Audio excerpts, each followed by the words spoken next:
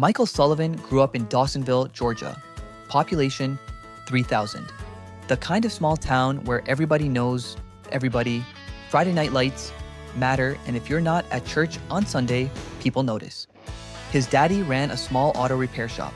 His mama worked at the local diner. They weren't rich, but they had something, a dream. And Michael had speed. From the time he could walk, he was obsessed with cars. By age 8, he was helping his daddy rebuild engines. By 12, he was sneaking his daddy's truck out to the back roads, learning to handle a vehicle at speeds that would have terrified most grown men. By 16, he was racing. Short tracks, dirt tracks, anywhere that would let him compete. He started at the bottom, local Saturday night races where the prize money barely covered gas. But Michael didn't care about the money. He cared about winning. His parents supported him the way small-town parents do. They couldn't afford much, but his daddy would stay up until 2 in the morning helping him rebuild a transmission. His mama would pack him sandwiches and thermoses of coffee for the long drives to tracks 3 states away. "You got something special, son," his daddy told him once, grease up to his elbows, eyes tired but proud. "Don't waste it." Michael didn't plan to. He worked his way up. Late model racing, ARCA series, slowly, painfully, proving himself at every level, sleeping in the back of his truck between races, eating gas station food, showering at rest stops. The dream that kept him going was simple: NASCAR, the Big Show, Daytona, Talladega, Bristol, the tracks he'd watched on TV as a kid, screaming at the screen, imagining himself behind that wheel. By age 28, he'd done it.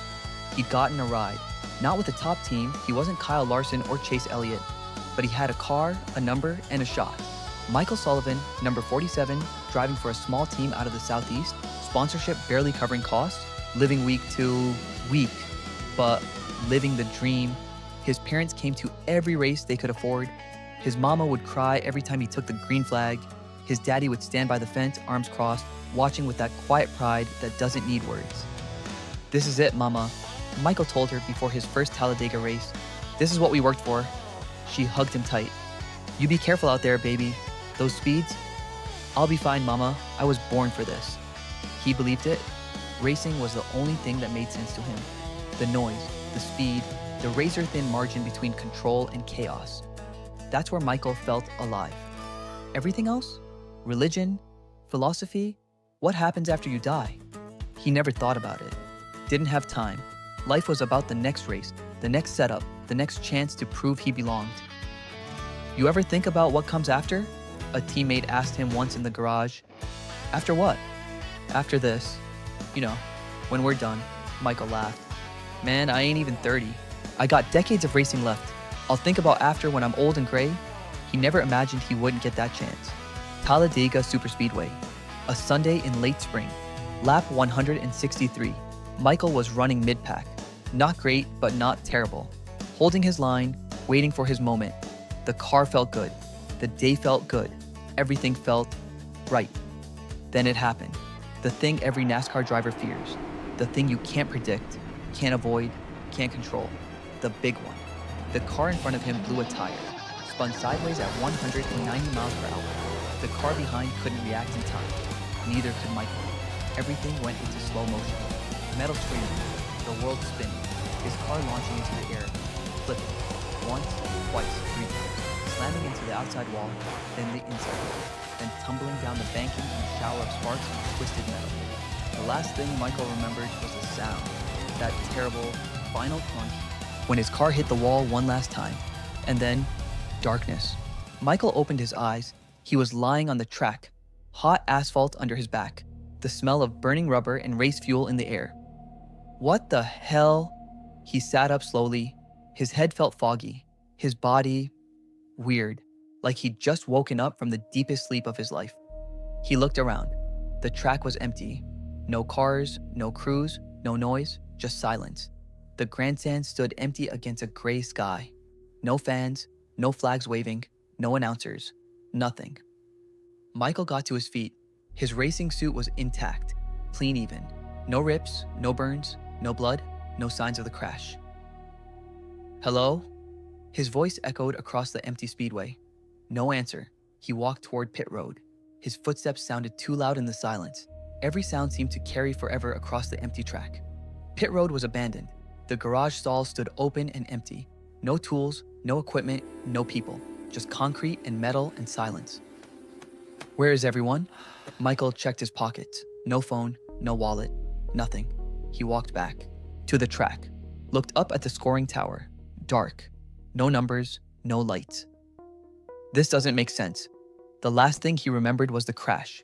The car ahead of him blowing a tire, spinning, the impact, the world flipping over and over, the sound of metal tearing, and then darkness. And now, this. Maybe everyone evacuated after the crash, but that didn't make sense. There'd be emergency vehicles, medical teams, something. He felt strange, not hurt, not in pain, just different, light somehow, like his body weighed nothing. Michael climbed up into the grandstands. Maybe he could see more from up there, get his bearings, figure out what was happening. The steps echoed under his feet, row after row of empty seats, trash scattered here and there, old race programs, empty drink cups. He reached the mid-level section and stopped. He wasn't alone after all.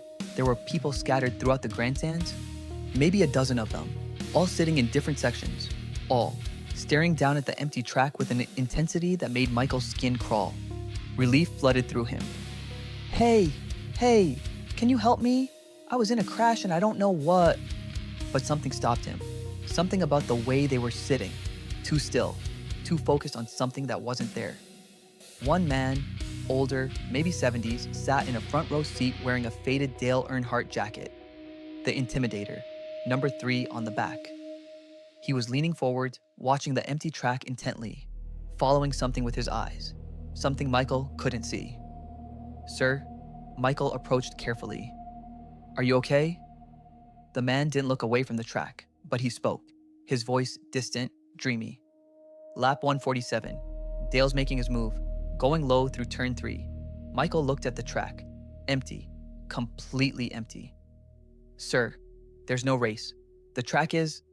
Beautiful pass! The man shouted suddenly, jumped to his feet. That's why he's the Intimidator. Nobody drives it. Harder. He sat back down, still watching the empty track. A huge smile on his face, like he was watching the greatest race of his life. Sir? This time, the man turned, looked at Michael for the first time.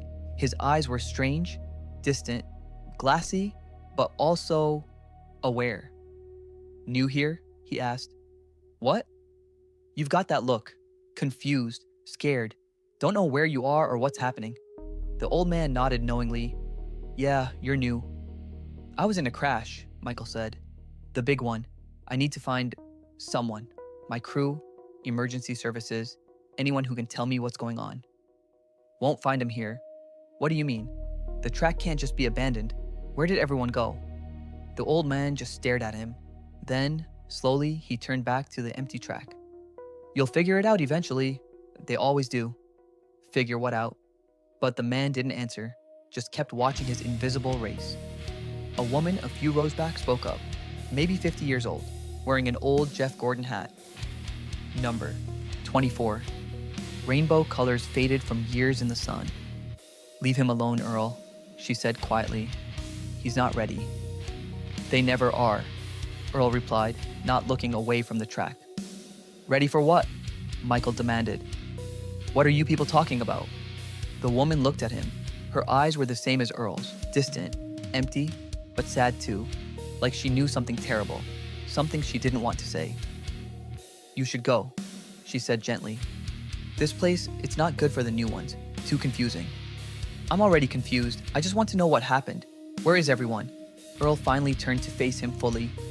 You really want to know, kid? Yes. You died. The word hung in the air like smoke. Michael stared at him. What? The crash. You didn't make it. None of us did. We're all dead here, stuck. Can't move on. Can't let go. So we watch, and we wait, and we pretend the races are still happening. Michael laughed. It came out shaky. Wrong. You're crazy. You're all crazy. Maybe, Earl said. Or maybe you're the crazy one for not seeing it yet. I'm not dead. I'm standing here. I'm talking to you.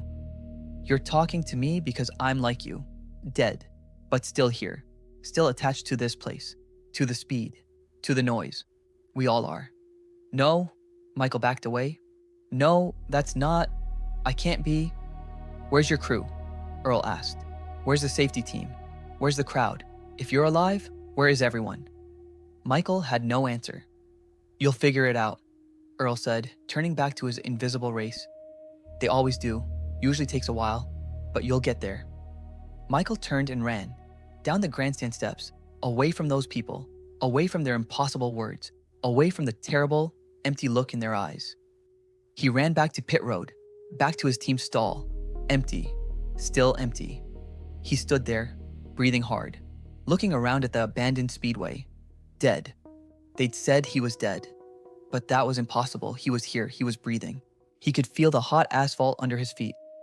This is a dream, he said out loud, or a concussion, or something, but I'm not dead. He looked down at his hands. They looked normal, solid, real. I'm not dead, he said again, louder this time, but the words felt hollow, and the track stayed silent.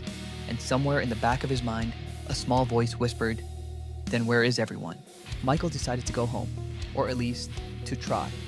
He started walking toward the parking lot, but when he got there, it was completely empty. No cars, no trucks, no trailers. Just vast, empty asphalt. Where's my truck? Michael looked around, confused. He stood there, uncertain. His rental was hours away. He had no car, no phone, no way to contact anyone. Guess I'm walking. But the moment he thought about home, really thought about it, pictured his street in his mind, something strange happened. The world shifted. 1 second, he was in the Talladega parking lot. The next, he was standing outside his rental house in North Carolina. Michael staggered, disoriented. What the... How did I... He didn't have time to think about it. He needed to find someone, anyone who could explain what was happening. He walked to the door, tried the handle, locked. Of course it's locked, he muttered. He knocked. No answer. He peered through the window, dark inside. No lights, no movement. Hello? Anyone home? Nothing. Michael stepped back, looking at the house. It looked abandoned, like no one had been there in days.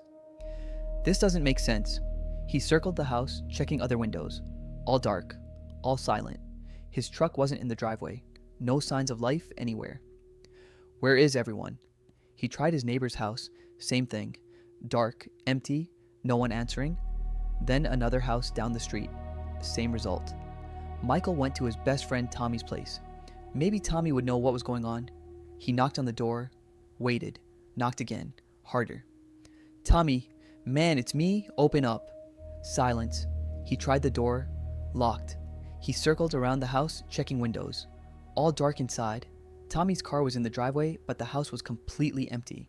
Michael stood in the front yard, arms spread wide in frustration. Where is everyone? No answer came, just the quiet hum of a normal suburban evening. Somewhere, a dog barked. A car drove past on a distant street. Life was happening. Normal, everyday life, but Michael wasn't part of it anymore. He looked up at the darkening sky. The sun was setting, purple twilight stretching across the horizon, street lamps beginning to glow, warm lights in windows all around him. Everyone was home. Everyone except the people he needed to find. What is happening to me? He whispered. Michael started walking again. He didn't know where he was going anymore. Just anywhere. Somewhere that made sense. He passed house after house, each one the same. Warm lights in windows, families inside, the smell of dinner cooking, television sounds drifting out, dogs barking, kids playing, normal life. Life he couldn't touch. Life that didn't include him. He found himself back at his rental, standing at the front door again. The door was still locked. He tried the handle again, frustrated. Nothing. Come on. He leaned against the door, exhausted. And then, something strange happened. When he pushed forward, expecting to meet solid wood, he didn't. He kept moving, through the door like it wasn't even there. Michael stumbled forward, catching himself. He was inside, in his living room. He spun around, staring at the closed door behind him. What? The door must have been unlocked. That was the only explanation, right? He shook his head, too tired to think about it now. Maybe if he could just get to his truck, drive somewhere, clear his head. Everything would make sense again. He went to the race shop. His truck would be there in the parking lot where he always left it. And it was, sitting under a street lamp, exactly where it should be. Relief flooded through him. Finally, something familiar, something that made sense. He approached the truck, reached for the door handle. His hand passed through it. Michael jerked back. No, come on. He tried again. Same thing. His fingers wouldn't grip, wouldn't make contact. Just passed through the metal like it was made of smoke. This isn't real. This can't be real. He tried harder, concentrating, willing his hand to work properly, but every time, the same result. No contact, no grip, nothing. Finally, frustrated beyond measure, he tried to just get in, push through it like he'd pushed through the door. His body phased through the closed truck door. He was sitting in the driver's seat, but his hands wouldn't touch the steering wheel, wouldn't turn the key in the ignition, wouldn't make contact with anything. A racer who couldn't drive. The irony would have been funny if it wasn't so terrifying. Michael climbed out, phased out of the truck. His hands were shaking. Inside the shop, he could see his crew. They were there, working on a car, laughing about something. His people, his team. They'd know what to do. They'd see him. They'd help. Michael walked into the shop. Fluorescent lights, smell of motor oil and rubber, the familiar clank of tools. Home. Hey, he called out. Guys. They kept working, kept talking. Hey! Louder now. He waved his arms, walked right up to them. Nothing. They didn't even glance his way. One of his mechanics, Jake, was telling a story. Something funny. The others were laughing. Jake! Michael stood right in front of him. Man, look at me, I'm right here. Jake kept talking, kept laughing. Michael tried to grab his shoulder. His hand passed through. No! He was shouting now, desperate. You guys have to see me, you have to hear me. He tried again and again, waving, shouting, trying to touch them, trying to move something, anything, to get their attention. But he was invisible, inaudible, incorporeal. They couldn't hear him, couldn't see him, couldn't feel him. He backed away slowly, hands shaking, heart racing, or was it? Could he even feel his heart anymore? What's happening to me? He whispered.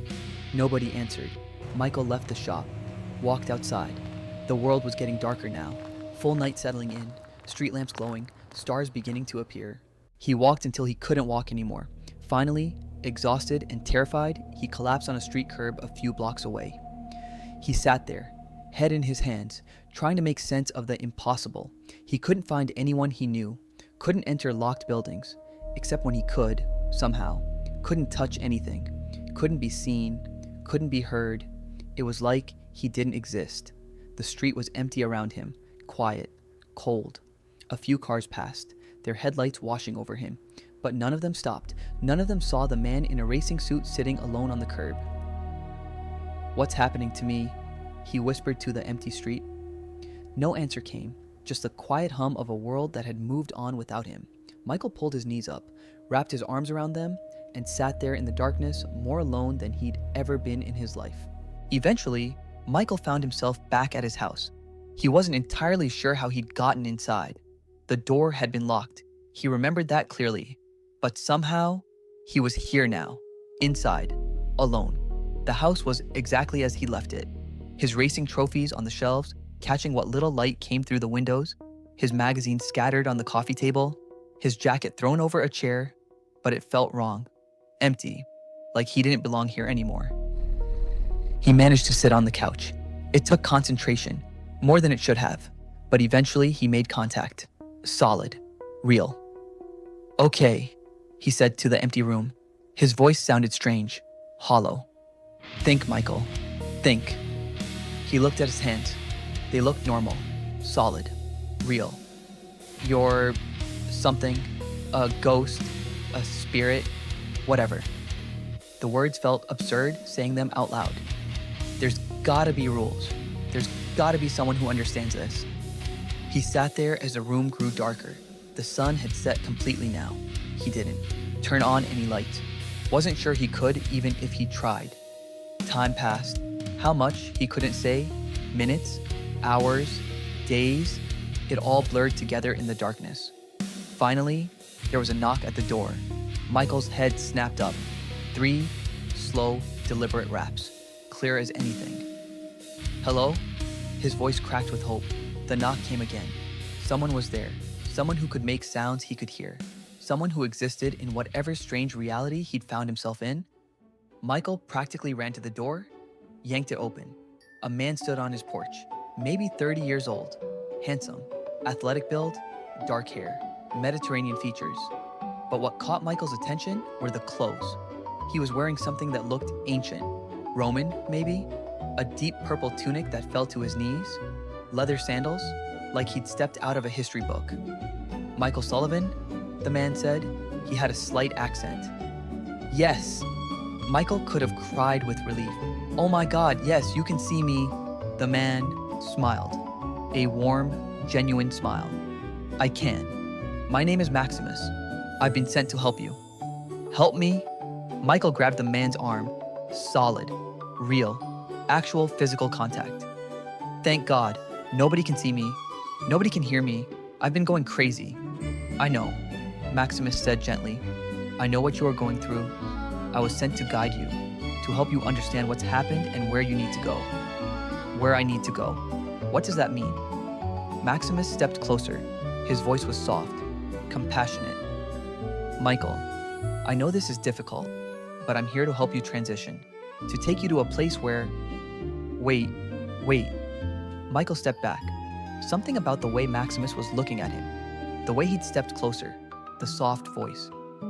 What kind of help are we talking about here? I'm here to guide you to... Dude. Michael held up his hands. Look, I don't know what you think is happening here, but I need to make something real clear real fast. Maximus blinked, confused. I'm sorry? I don't... Michael gestured awkwardly between them. I don't swing that way, man. I'm not into... that. Maximus's eyes went wide. What? No, that's not... I wasn't... The toga, the sandals, the way you're talking. Michael backed toward his door. Look, I'm sure you're a nice guy and all, but I'm really not interested. It's a tunic, not a toga, and I'm not... Maximus's face was turning red. I'm a spiritual guide. I was sent to help you because you're dead. Right, sure. Spiritual guide. Michael made air quotes. Is that what they're calling it now? No, Michael, listen to me. I think you should go. You don't understand. You're a spirit. You died. I'm here to take you to a place where you can heal and learn. Yeah, I'm sure you are. Michael started closing the door. Thanks, but no thanks. Michael, wait. Have a good night, man. Or whatever time it is for ghosts. It's not like that. I'm trying to help you. Michael closed the door. From the other side, he heard Maximus's muffled, frustrated voice. I wasn't hitting on you. I'm 2,000 years old. I died in ancient Rome. I'm just trying to do my job. Michael leaned against the door, shaking his head. Weirdest day of my life, he muttered. Or death. Whatever. Outside, footsteps retreated, and then silence. Michael slid down to sit on the floor, back against the door. Maybe the people in the Talladega grandstands had the right idea. Just sit there. Don't talk to anyone. Don't deal with whatever that was. He put his head in his hands. This is insane, he whispered to the empty room. Maximus returned to the House of Help with his confidence in shambles. He walked through the glowing gardens, past the singing trees, barely noticing the beauty around him. His face was still burning with embarrassment. Marco Antonio was waiting near the fountain. The moment he saw Maximus's expression, his eyebrows went up. That bad? Marco asked. Worse. Did he refuse to go? He thought I was hitting on him. Marco blinked, then his face split into the biggest grin Maximus had seen in decades. No. Yes. You're joking. I wish I was. Marco threw his head back and laughed, a real, genuine belly laugh that echoed across the gardens. It's not funny, Maximus protested. It's a little funny. Marco managed between laughs. Aurelius approached from one of the pathways, his white robes flowing behind him. He took one look at Maximus's mortified expression and Marco's hysterical laughter, and his ancient eyes crinkled with amusement. I take it the first contact didn't go well? Aurelius said. He thought I was trying to seduce him, Maximus said flatly. Even Aurelius cracked a smile. How did he get that impression? I don't know. I did exactly what you told me. I was gentle, compassionate. I explained I was there to help him transition. And he thought you meant a different kind of transition. Marco wheezed, wiping tears from his eyes. It's the tunic, Aurelius said thoughtfully, and probably your approach. You're still learning modern sensibilities. I've been studying them for years. Clearly not well enough, Marco grinned. Maximus slumped onto a stone bench. I'm terrible at this. How did you make it look so easy when you helped me? Marco sat beside him, finally getting his laughter under control. I wasn't easy when you found me, remember? I was obsessed with gold, literally digging in spiritual dirt trying to find treasure that didn't exist anymore. It took you weeks to convince me to come here. But you didn't think I was trying to be fair, Marco said, grinning again. You were significantly more awkward back then. You've actually improved. This doesn't feel like improvement. Aurelius stood before them, hands clasped. Maximus, you're still learning. This is only your third assignment. These things take time. He's alone, confused, he needs help, and I scared him off by being, what? Too nice? Too vague, Aurelius corrected. You need to be more direct, clearer. Modern spirits, especially ones who died suddenly, need straightforward information, not gentle suggestions. But you said to be compassionate. You can be both compassionate and direct. Watch. Aurelius stood straighter, his voice becoming more authoritative. Michael Sullivan, you died in a racing accident. You're now a spirit. I'm here to take you to a place where you can recover and learn about your new existence. Will you come with me? Marco nodded. See, clear, direct, no room for misinterpretation. I can't talk like that. It sounds harsh. It sounds honest, Aurelius said. And right now, honesty is what he needs. He's already confused. Don't add to it with vague phrases about transitions and guidance.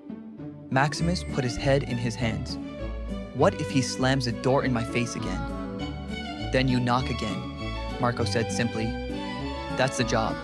Patience, persistence, and sometimes a thicker skin. How long did it take you to get me to listen? Maximus asked. 50 years, Maximus groaned. But, Marco added with a grin, I'm stubborn. This one seems more receptive, just confused. Give him a day or two, let him process, then go back. Be direct this time. Tell him exactly what happened and exactly what you're offering. And if he still says no, then he says no. Not every spirit is ready to accept help immediately. Some need to suffer a bit longer before they're willing to change. Aurelius's expression softened. But I don't think this one will take that long. He's scared, not stubborn. Maximus looked up at his mentors, Marco, who'd spent lifetimes learning patience and humility. Aurelius, who'd guided thousands of lost souls over centuries. You really think I can do this? We wouldn't have recommended you for the work if we didn't, Aurelius said. Marco clapped him on the shoulder. Go back in 2 days, give him space to think, and this time, maybe lead with, I'm a 2,000-year-old ghost, not a creepy guy in a costume. Despite himself, Maximus laughed. That might help.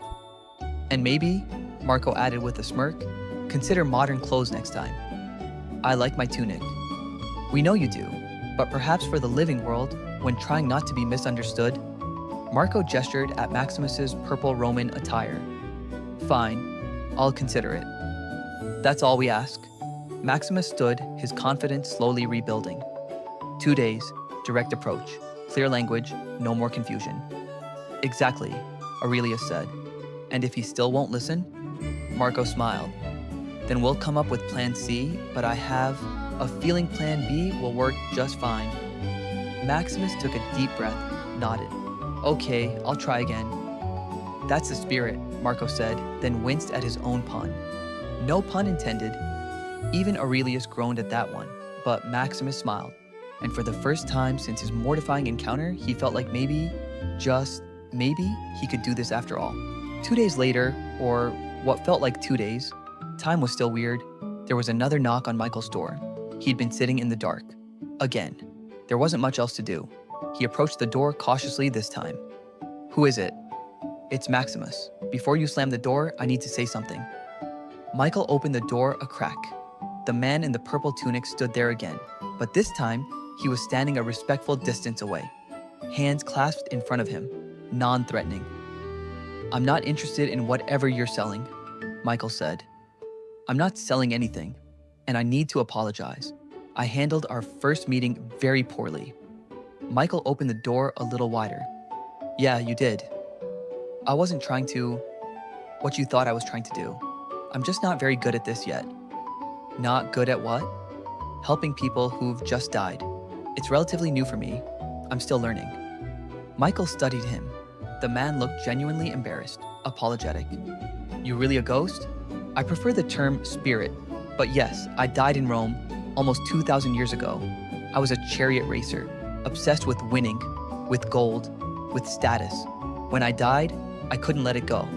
I spent 50 years as an earthbound spirit, wandering and miserable before someone like me came to help." "Someone like you?" "A guide. Someone sent to help lost spirits find their way. Now I do the same thing. Or I try to. I'm not always successful, as you can see." Despite everything, Michael almost smiled. "You really thought showing up in a toga was the way to go?" "It's a tunic, and it's what I wore in life. I'm comfortable in it." Maximus paused. "But I'm beginning to understand why it might be confusing in a modern context." Michael leaned against the doorframe. "So you're really here to help? Not to... anything else?" "I'm really here to help. That's all, I promise." "Help me do what?" Maximus took a breath. This time, his voice was clearer, more direct. "Michael Sullivan, you died 3 days ago in a racing accident at Talladega Superspeedway. You're now a spirit. You're trapped between the physical world and the spiritual world, which is why you can't interact with the living and why everything feels strange. I'm here to take you to a place called the House of Help, a spiritual colony where you can recover, learn about what comes next, and eventually move forward, either to reincarnation or to continued spiritual work.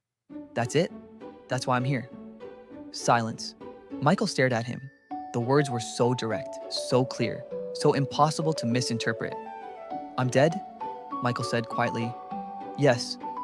The crash killed me. Yes. I'm sorry. And you're here to take me to... what? Ghost rehab?" "Essentially, yes." Michael looked back at his empty house, his racing trophies gathering dust, his life frozen in time. "I don't know if I believe you," he said slowly, "about the spirit colony and all that, but I do know I can't stay here. I can't keep sitting in the dark, pretending this isn't happening." "Then come with me, see for yourself. If you don't like it, you can leave." "Can I really?" "Technically, yes, but I don't think you'll want to." "Why not?" "Because here, you're alone. There, you won't be." Michael thought about the people in the Talladega grandstands, alone together, watching phantom races for eternity. "If I go with you," he said, "I need you to show me proof. Real proof that I'm dead. Not just telling me, show me." Maximus nodded. "I can do that, but I need to warn you. It won't be easy to see." "I don't care, I need to know for sure." "All right, where do you want to go first?" Michael thought. "My team, my race shop. If I'm really dead, there should be something, some kind of memorial or whatever." "Okay, hold my hand." "Why?" "It's how we travel, spirit to spirit. Just think about where you want to go and I'll take us there." Michael hesitated, then slowly extended his hand. The moment they touched, the world shifted. They arrived at the race shop. Inside, Michael's crew was there, but they weren't working on cars. They were standing around, talking quietly. And on the wall, a memorial. Michael's photo, in his racing suit, smiling, surrounded by flowers, his helmet below with a black ribbon. Candles, notes. Michael's knees went weak. "No," he whispered. Maximus stood beside him, a supportive hand on his shoulder. "I'm sorry." One of his mechanics, Jake, was talking. "Still can't believe he's gone, man. Just like that." "I'm not gone," Michael shouted. "I'm right here." But Jake couldn't hear him. Maximus squeezed his shoulder gently. "They can't hear you, Michael. Not anymore. I need to see my family." "Are you sure?" "I need to see them." Maximus nodded. "Okay, hold on." The world shifted again. They arrived at his parents' house. It was full of people in black. Awake, on the mantle was his photo, surrounded by flowers, and a plaque. Michael James Sullivan, 1995-2024. Beloved son, racer, friend. His mama was on the couch, sobbing. His daddy beside her, hollow-eyed. Mama, Michael whispered. He walked to her, knelt down, reached out to touch her face. His hand passed through. Michael gasped, pulled his hand back, stared at it. Maximus knelt beside him. I know, I'm sorry. She can't see me, she can't feel me, she doesn't know I'm here. No. Michael looked around the room. All these people, mourning him, and he was standing right here. But to them, he was gone. It's real, Michael said. His voice was breaking. I'm really dead. Yes. Michael's eyes filled with tears. I'm 29 years old. I just started living my dream. And it's over. Just over. I know. What do I do now? Maximus stood, offering his hand. You come with me. You learn. You heal. And eventually, you find a new purpose. I don't want a new purpose. I want the one I had. I know, but that's not possible anymore. I'm sorry.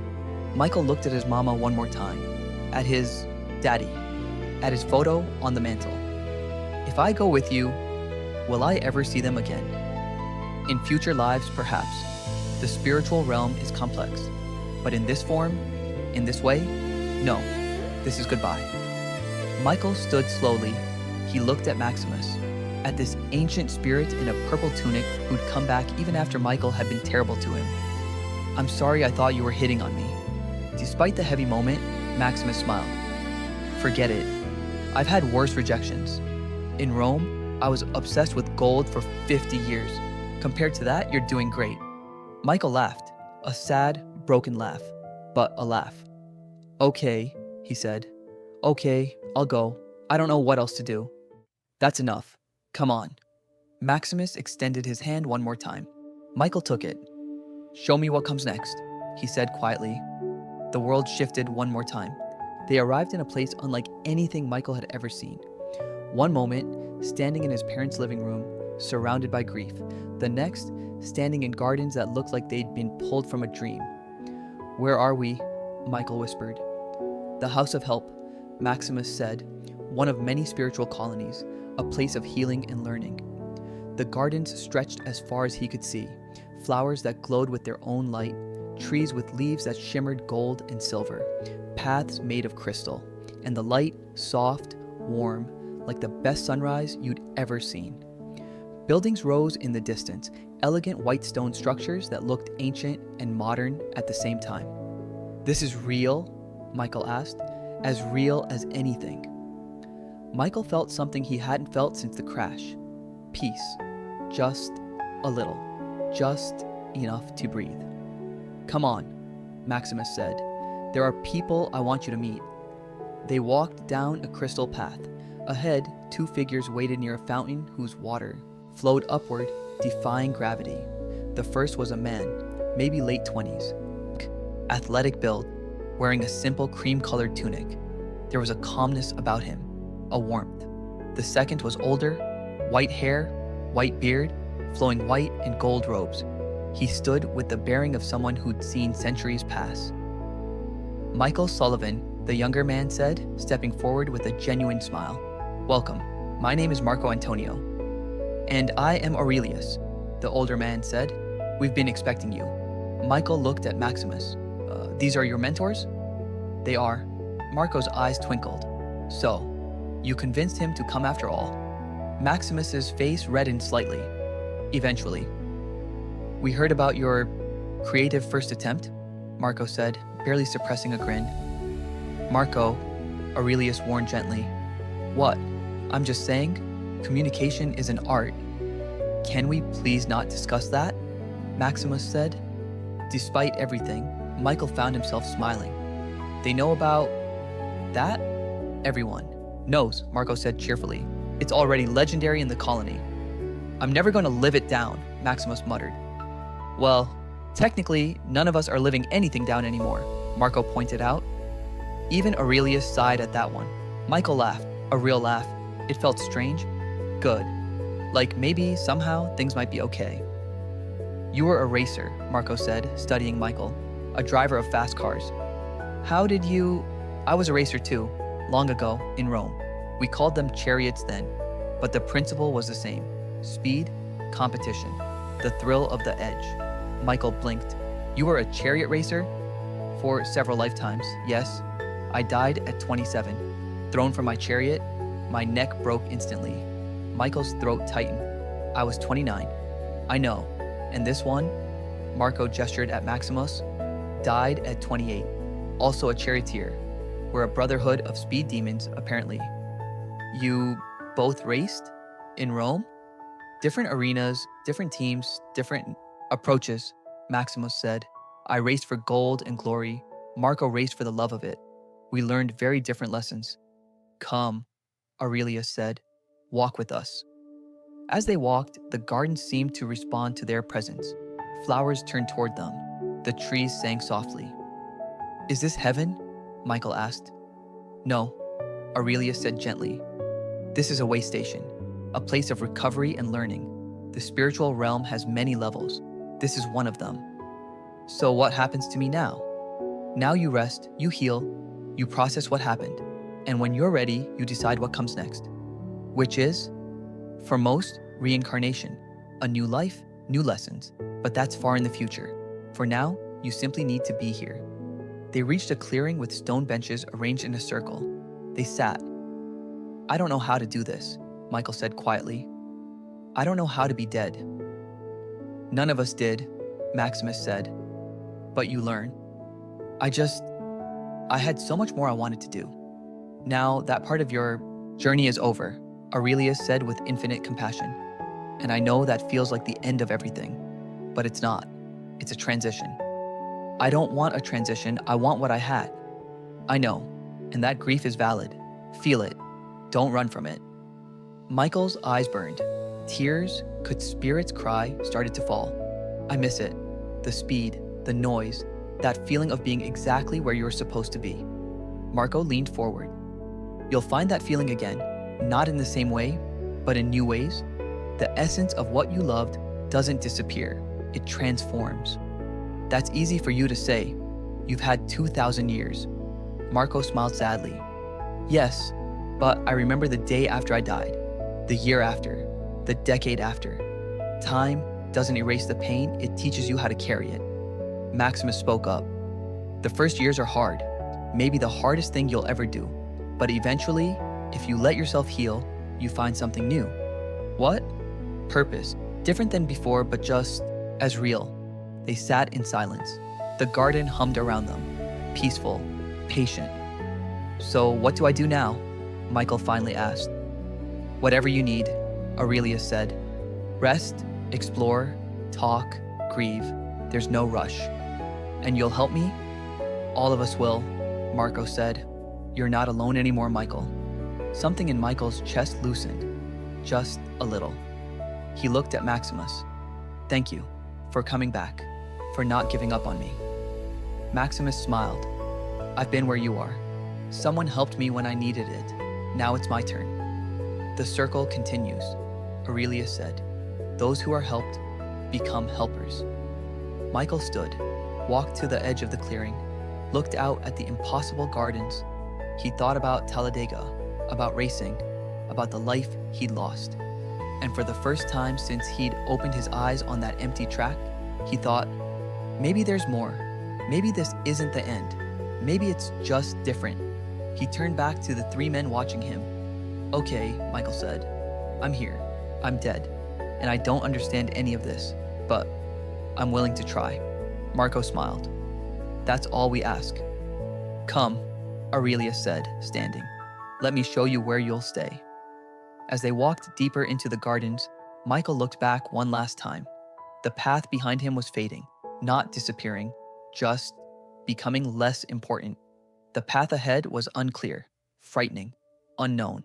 But for the first time since he'd died, Michael thought he might, maybe, possibly, eventually, be okay. Michael Sullivan's story teaches us something that Spiritist doctrine emphasizes over and over. When we die, we take ourselves with us. Michael had never thought about the afterlife. He was too busy living, racing, chasing his dream, but that meant when death came suddenly, and it often does, he was completely unprepared. He didn't know he was dead. He didn't know where to go. He didn't understand what was happening. And if it weren't for mentors like Maximus, Marco, and Aurelius, he might have ended up like those obsessed spirits in the Talladega grandstands, watching phantom races forever. Allan Kardec teaches that ignorance is one of the greatest sources of suffering after death. Not knowing what to expect, not understanding the spiritual realm, not being prepared. So here's the question. Are you prepared? If you died today, would you know what to do? Would you understand what was happening? Or would you end up lost and confused like Michael?